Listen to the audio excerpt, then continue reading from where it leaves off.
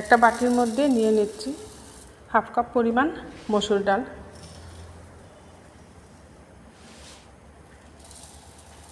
মসুর ডাল নিয়ে নিলাম। আর নিয়ে নিচ্ছি হাফ কাপ পরিমাণ মুগ ডাল। দুইটা ডালই আমি সমান পরিমাণে নিয়েছি এখানে। এবার জল দিয়ে খুব ভালো করে ডাল ধুইতে হবে। ডালটা 3 থেকে 4 বার খুব ভালো করে ধুয়ে নিচ্ছি। নমস্কার, কলিজ কিচেনে সবাইকে স্বাগত জানাচ্ছি।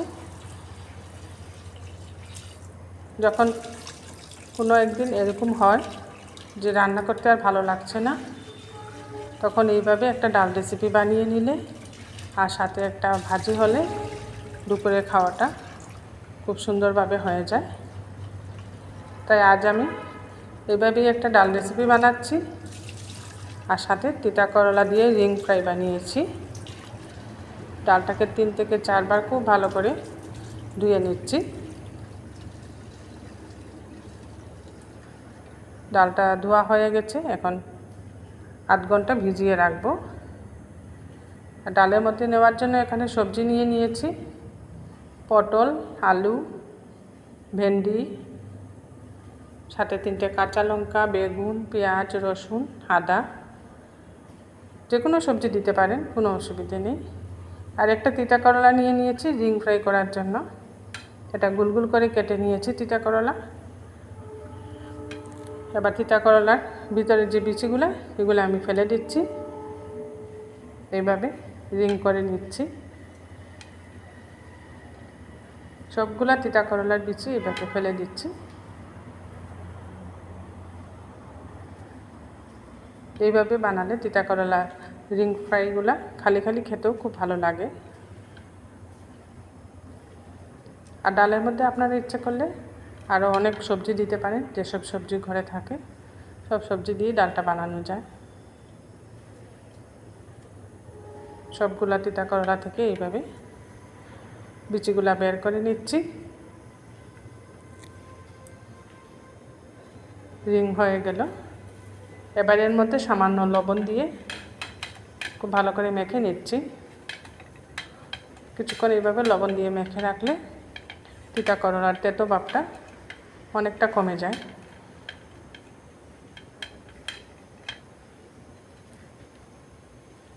এগুলো এদিকে লবণ দিয়ে মেখে রাখলাম। এবার ডালটা বানিয়ে নিচ্ছি। গ্যাসে একটা কড়াই বসিয়ে ভিজিয়ে রাখা মসুর ডাল আর মুগ ডালটা দিয়ে দিলাম। দিয়ে পরিমাণ মতো জল দিয়ে এটাকে আমি সিদ্ধ করে নেব। এটা কিন্তু কড়াইয়ের মধ্যেই বানালে ভালো হয়, কুকারে না বানিয়ে। পরিমাণ মতো লবণটা দিয়ে দিলাম। কুকারে বানালে সিটি দিলে একদম নরম হয়ে যাবে, একটা সিটি দিলেও নরম হয়ে যাবে। তাই কড়াইয়ের মধ্যে বানালে দেখা যাবে কতটুক সিদ্ধ হয়েছে। এই দেখুন, এইভাবে ডালটা যখন ফাটা ফাটা হয়ে আসবে তখন উপরের ফেনাগুলো ফেলে দিতে হবে।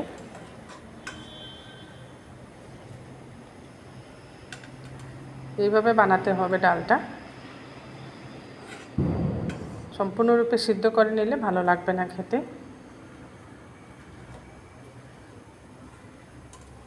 এইভাবে উপর থেকে ডালের ফেনাটা আমি ফেলে দিচ্ছি। ডালটা খুব সুন্দর সিদ্ধ হয়ে গেছে। এবার ডালটা অন্য চুলায় সরিয়ে একটা কড়াই বসিয়ে দিয়েছি। ওই গ্যাসে কড়াইয়ের মধ্যে দিয়ে দিয়েছি রিফাইন্ড অয়েল। তেলটা গরম হয়ে যাওয়ার পর সামান্য হলুদ দিয়ে দিলাম।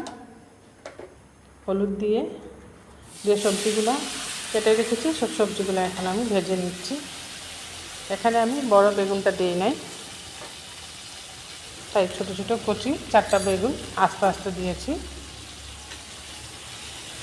লবণ দিয়ে সবজিগুলোকে একটু ভাজা ভাজা করে নিতে হবে।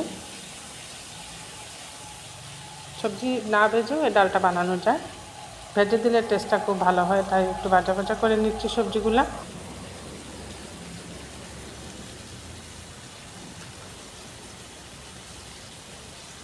এইভাবে বারবার নাড়িয়ে সবজিগুলোকে একটু ভাজা ভাজা করে নিচ্ছি। এইদিকে ডালের মধ্যে আমি হলুদ দিয়ে দিলাম। আর সামান্য জিরের গুঁড়া দিয়ে দিয়েছি। সবজিগুলো আবার নাড়াচাড়া করে দিচ্ছি।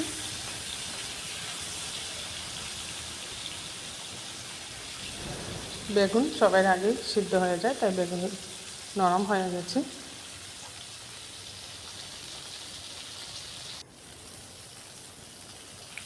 বেগুনগুলো উঠিয়ে নিচ্ছি। সবজিটা ভাজার সময় সিদ্ধ হয়ে যাবে, এইভাবে ভাজতে হবে। যেহেতু ডালটা সিদ্ধ হয়ে গেছে,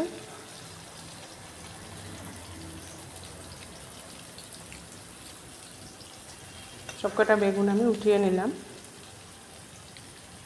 আলু আর ভেন্ডিটাকে আরও কিছুক্ষণ ভাজতে হবে। আলু, ভেন্ডি, পটল আরও কিছুক্ষণ এভাবে ভাজা ভাজা করে নিয়েছি। এটা হয়ে গেছে। এবার ডালের কড়াইটা আবার বসিয়ে দিলাম। এর মধ্যে ভেজে রাখা সবজিগুলো দিয়ে দিচ্ছি।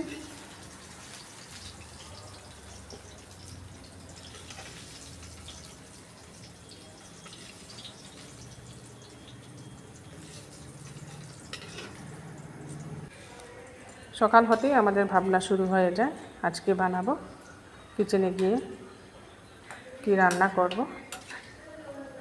তাই এরকম ডাল দিয়ে একটা সবজি বানিয়ে নেওয়া যায়, কোনো চিন্তা ভাবনা না করে। সবার ঘরেই ডাল থাকে। এখানে 2টা ডাল মিশিয়ে বানাচ্ছি, আপনারা ইচ্ছে করলে 2 থেকে 3, 4 রকম ডাল মিশিয়েও এটা বানাতে পারেন। আর সবজি তো টুকটাক থাকেই ঘরে, এই সবজি দিয়ে এইভাবে একটা পুষ্টিকর ডাল রেসিপি বানিয়ে নেওয়া যায়। ডালটা হয়ে আসছে। এবার কড়াই থেকে নামিয়ে কড়াইয়ের মধ্যে সরষের তেল দিয়ে দিয়েছি। ফোড়নে শুকনো লঙ্কা, গোটা জিরে দিয়ে দিলাম। ফোড়নটা খুব ভালো করে ভাজা ভাজা হয়ে যাওয়ার পর এখানে রসুন দিয়ে দিয়েছি। গোটা কয়েকটা রসুন দিয়ে দিলাম। রসুনটা দিলে এর গন্ধটা খুব সুন্দর আসে এই রেসিপির মধ্যে, তাই রসুনটা প্রথমেই আমি দিয়ে দিয়েছি। তারপর এখানে বড় সাইজের একটা পেঁয়াজ কুচানো, সামান্য আদা গ্রেট করে নিয়েছিলাম। সব কিছু তেলের মধ্যে দিয়ে এখন একটু ভাজা ভাজা করে নিতে হবে।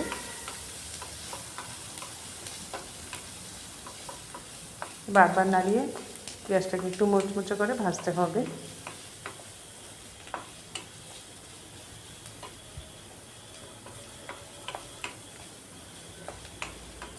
এই ডালটা এইভাবে ফোড়ন দিয়ে বানালে এর টেস্টটা খুব ভালো হয়। এখানে 5 ফোড়ন আর শুধু গোটা জিরে না দিয়ে আদা, পেঁয়াজ, রসুন গোটা জিরের সাথে দিয়ে দিই। এই ফোড়নের গন্ধটা খুব সুন্দর হয়।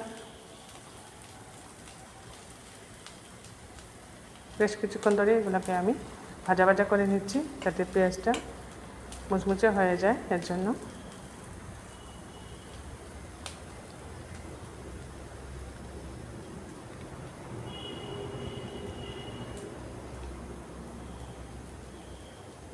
ফোড়নটা ভাজা ভাজা হয়ে গেছে।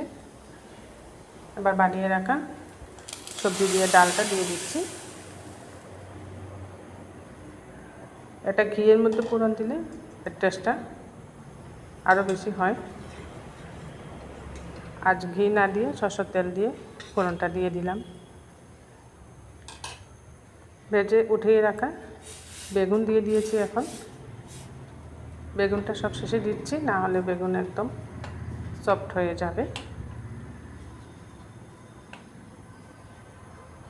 এবার খুব ভালো করে নাড়াচাড়া করে নিচ্ছি, কিছুক্ষণ ফুটিয়ে নেব।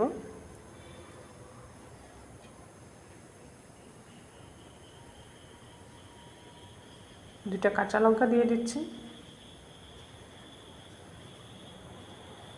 নামানোর আগে উপর থেকে সামান্য কসুরি মেথি দিয়ে দিচ্ছি। কসুরি মেথি দিয়ে একটু নাড়াচাড়া করে এখন নামিয়ে নেব। তৈরি হয়ে গেল সবজি দিয়ে এই ডাল রেসিপি।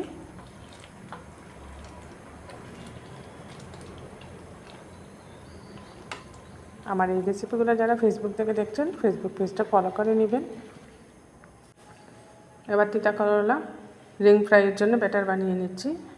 এখানে নিয়ে নিয়েছি চালের গুঁড়া, বেসন, এর মধ্যে হলুদ আর জিরে গুঁড়া দিয়ে দিলাম, দিয়ে দিয়েছি কালো জিরে আর পরিমাণ মতো লবণ দিয়ে ভালো করে মিশিয়ে নিচ্ছি।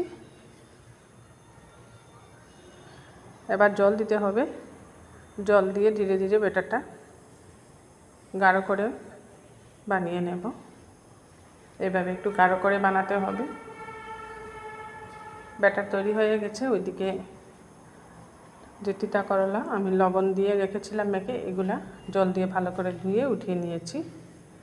আর ব্যাটারের মধ্যে সামান্য গরম তেল দিয়ে দিলাম, এতে করে পকোড়াগুলো মুচমুচে হবে।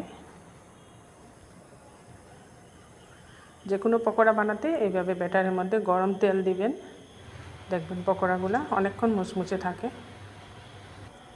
গ্যাসে একটা কড়াই বসিয়ে এর মধ্যে রিফাইন্ড অয়েল দিয়ে দিয়েছি। এবার তিতা করলার রিংগুলো ব্যাটারে ডুবিয়ে এক এক করে ভাজবো।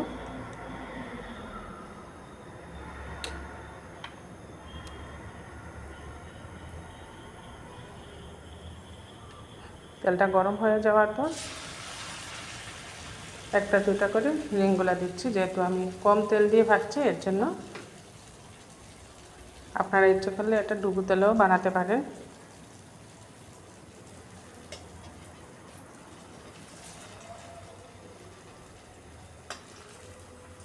আমার এই রেসিপিগুলো যারা ইউটিউব থেকে দেখছেন, কলিজ কিচেনটা সাবস্ক্রাইব করে নেবেন আর পাশে থাকা বেল আইকনটা প্রেস করবেন, এতে করে যখন এরকম নতুন নতুন রেসিপি আপলোড করি সাথে সাথে নোটিফিকেশনটা পেয়ে যাবেন। এগুলো লাল লাল করে ভেজে নিয়েছি, বাকিগুলো ভেজে একটা সার্ভিং প্লেটে সাজিয়ে নিয়েছি। আমার এই রেসিপিগুলো আপনাদের ভালো লাগলে একটা লাইক করে দিবেন, অবশ্যই সবার সাথে শেয়ার করবেন।